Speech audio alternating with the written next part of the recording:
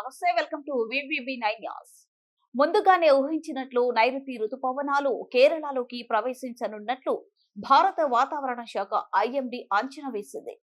ఇందులో భాగంగా ఈ నెల 13న రుతుపవనాలు అండమాన్ సముద్రంలోకి ప్రవేశించనున్నట్లు ఐఎండీ ప్రకటించింది.